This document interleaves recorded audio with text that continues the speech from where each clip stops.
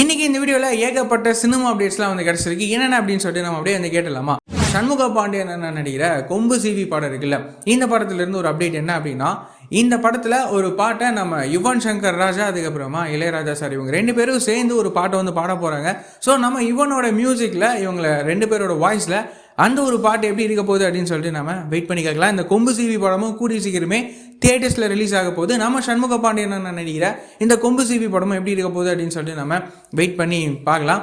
அதே மாதிரி நம்ம கல்யாணி பிரியதர்ஷன் இருக்காங்களா, அவங்களோட நடிப்பில் லாஸ்ட்டாக லோகா படம் ரிலீஸ் ஆகிட்டு செம்மையாக வந்து ஹிட் ஆனது.